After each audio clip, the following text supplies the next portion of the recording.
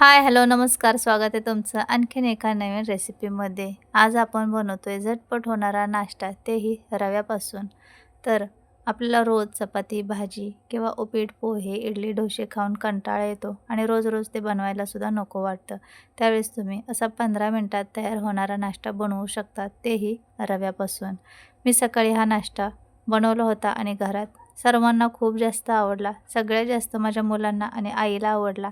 खूप भारी झालाय म्हटले, उद्या पण नाश्त्यासाठी हेच बनव. तर दिसायला जेवढा भारी दिसतोय, खायलासुद्धा तेवढाच चविष्ट आहे आणि जास्त काही साहित्य लागत नाही. आपल्या घरात असणाऱ्या साहित्यामध्येच आपण हा नाश्ता बनवतोय. तर एकदम टेस्टी होणार आहे आणि तुम्हाला दिसत असेल किती भारी याला जाळी पडली हे पहा. एकदम मस्त मऊ लुसलुशीत जाळीदार हा नाश्ता तयार होतो. तर अशा पद्धतीने आपण हा नाश्ता बनवून घेतला आहे. तर चला लगेच रेसिपी बनवायला सुरुवात करूया. व्हिडिओ शेवटपर्यंत नक्की पहा आणि तुम्हाला ही रेसिपी कशी वाटली ते सुद्धा कमेंटमध्ये सांगायला विसरू नका. आपल्याला काय काय साहित्य लागणार आहे ते आपण पाहूया. सगळ्यात अगोदर आपल्याला रवा लागणार आहे. तर 1 वाटी रवा मी बाउलमध्ये काढून घेतला आहे. तर मीडियम आकाराच्या वाटीने 1 वाटी मी जाड रवा घेतला आहे. तुम्ही बारीक जाड कोणताही घेऊ शकतात. आता त्यामध्ये आपल्याला पाऊण वाटी दही टाकून घ्यायचे. तर 3 ते 4 चमचे दही टाकायचे आणि ह्याच्यामध्ये दही चांगलं मिक्स करून घ्यायचे. तर आता आपण अगोदर दही आणि रवा मिक्स करून घेऊया. म्हणजे व्यवस्थित दही रव्यामध्ये मिक्स करता येतं. पाणी टाकलं तर पटकन ते मिक्स होत नाही. त्यामुळे अगोदर असंच हे ड्राय मिक्स करून घ्यायचे. आता आपण याच्यामध्ये थोडं पाणी टाकूया. तर पाणी कमी जास्त होऊ शकतं असं एकच अंदाज नाही आहे की पाणी एवढंच लागणार आहे. रवा पाणी किती शोषून घेतो त्यानुसार पाणी आपल्याला टाकून घ्यायचे. तर लागेल तसं थोडं-थोडंच पाणी टाकायचं. मी आता इथे छोटी 1 वाटी पाणी टाकून घेतलं. जेवढं दही घेतलेलं तेवढं पाणी टाकलं आणि व्यवस्थित एकत्र करून घेतलं. आता याच्यावर झाकण ठेवूया 5 मिनिटांसाठी. 5 मिनिटानंतर झाकण काढून पाहूया तर रवा व्यवस्थित मुरलेला आहे. आता याच्यामध्ये आपल्याला बेसन पीठ टाकायचे. तर 1 चमचा एवढं मी बेसन पीठ याच्यामध्ये टाकून घेतले. मी मीडियम आकाराची वाटी रवा घेतलेला त्यामुळे 1च चमचा बेसन पीठ टाकले. तर बेसन पीठ टाकल्यामुळे नाश्ता खमंग चवीचा बनतो आणि बाइंडिंगसुद्धा चांगली येते. तुम्ही भरपूर रवा घेतला असेल तर तुम्ही 2 चमचे बेसन टाकलं तरी चालेल. चवीनुसार मीठ टाकून घेऊया. 2 हिरव्या मिरच्या मी जाडसर अशा ठेचून घेतलेत. त्या याच्यामध्ये टाकूया. तुम्ही बारीक कट करून टाकल्या तरी चालेल. थोडीशी हळद टाकून घेऊया. पाव चमचा लाल मिरची पावडर टाकून घेऊया. पाव चमचा गरम मसाला टाकून घेऊया. तुम्हाला किती हा नाश्ता चटपटीत बनवायचा आहे त्यानुसार तुम्ही मसाले याच्यामध्ये ॲड करू शकतात. छोटा 1 चमचा पोहे खायचा जो चमचा असतो त्याने 1 चमचा तेल टाकून घेतले. आता आपल्याला हे सर्व चांगलं एकत्र करून घ्यायचे. तर पाणी न टाकता अगोदर सुके मसाले, दही, रवा जे सर्व आपण एकत्र केले ते चांगलं मिक्स करून घेऊया एकजीव होईपर्यंत. तर व्यवस्थित मी सर्व मिक्स केले. आता अगदी थोडंसं पाणी टाकून घ्यायचे आणि परत एकदा हे आपल्याला मिक्स करून घ्यायचे. तर पाणी खूप जास्त टाकायचं नाही. हे मिश्रण आपल्याला खूप पातळ नको आहे, थोडंसं थिकच ठेवायचे. तर हे पहा 3 ते 4 चमचे एवढंच पाणी टाकलेलं आहे आणि आता हे सगळं चांगलं मिक्स करून घेतले. तर आपलं इथे मिश्रण बनून तयार झाले. आता इनो सोडा टाकण्याच्या अगोदर आपल्याला पाणी गरम करण्यासाठी ठेवायचे हा नाश्ता शिजवून घेण्यासाठी आणि ज्या भांड्यामध्ये तुम्ही हा नाश्ता शिजायला ठेवणार आहात ताट किंवा कुकरचा डबा, इडली पात्र त्याला तेल लावून घ्यायचे. तर ही प्रोसेस अगोदरच करायची. तर मी ताटाला तेल लावून ठेवले.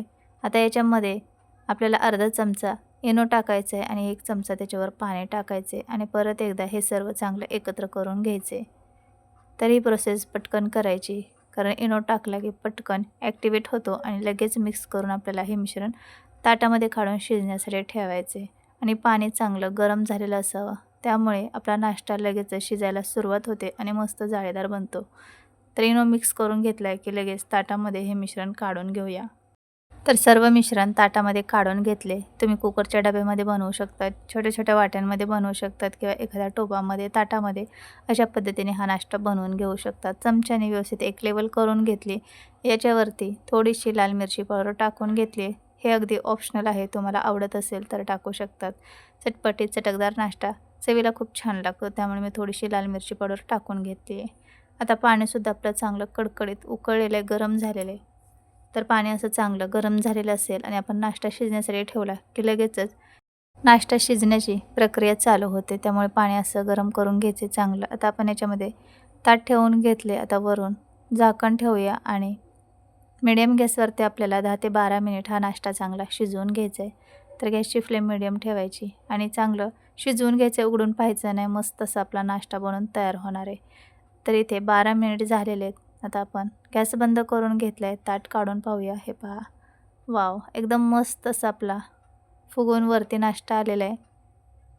तर आता हा नाश्ता आपण पूर्णपणे थंड होऊ देऊया. तर हे ताट आहे ते बाहेर काढून घेऊया. त्या अगोदर चाकूने मी चेक करून पाहते, तर व्यवस्थित क्लीन निघलेलं आहे. खूप ओलसर जर मिश्रण लागलं चाकूला किंवा टूथपिकला तर आणखीन 5-6 मिनिट तुम्ही शिजवून घेऊ शकतात.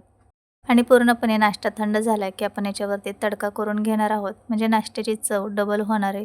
तर तुम्हाला हवं असेल तर तुम्ही असा तडकासुद्धा देऊ शकतात. थोडंसं तेल टोपामध्ये गरम करून घेतले, त्यामध्ये थोडी मोहरी, जिरे, कढीपत्ता आणि कोथिंबीर टाकून घेतले. आता हा तडका आपल्याला या नाश्त्यावरती टाकून घ्यायचा आहे. तर मी चमच्यानेच हा तडका याच्यावरती टाकून घेते. सर्व जर टोपाने टाकलं तर थोडंसं तेल आहे त्यात जास्त, खूप तेल होईल, त्यामुळे मी चमच्यानेच फक्त फोडणी याच्यावरती पसरवून घेतली. असं जर फोडणी देऊन हा नाश्ता खाला ना, खूप टेस्टी लागतो. वरून बारीक चिरून घेतलेली कोथिंबीर टाकून घ्यायची आहे. आणि आता हवं तसा तुम्ही हा नाश्ता कट करून घेऊ शकता, चौकोनी, त्रिकोणी, जसा तुम्हाला आवडेल तसा. तर इथे मोठ्या पीसेसमध्ये मी त्रिकोणी असे याचे काप करून घेतलेत. हे पहा, अशा पद्धतीने आपल्याला हा नाश्ता कट करून घ्यायचा आहे आणि सहज कट होतो, ताटालासुद्धा चिटकत नाही, कारण व्यवस्थित तो शिजला गेलेला आहे, त्यामुळे क्लीन निघतो. तर अशा पद्धतीने मी उभे आडवे काप करून घेतले आणि नंतर त्याच्यामधून परत एक एक आणखीन असा कट देऊन घेतला, म्हणजे व्यवस्थित त्रिकोणी आकारामध्ये आपला हा नाश्ता तयार होतो. हे पहा, अशा पद्धतीने सर्व नाश्ता मी कट करून घेतला आहे. आणि तुम्ही जर केव्हा असा रव्यापासून नाश्ता बनवला नसेल तर नक्की एकदा बनवून पहा. सर्वांना खूप आवडेल आणि मुलांच्या टिफिनमध्ये बनवून देऊ शकतात किंवा अधेमध्ये मुलांना भूक लागेल तेव्हासुद्धा 10 ते 15 मिनटात तुम्ही हा नाश्ता त्यांना बनवून देऊ शकतात आणि खूप चटपटीत आहे. तर हे पहा, एक स्लाईस मी तुम्हाला काढून दाखवली आहे. किती भन्नाट याला जाळी पडली, एकदम मऊ जाळीदार असा स्पॉन्ज आपला इथे हा नाश्ता बनवून तयार आहे.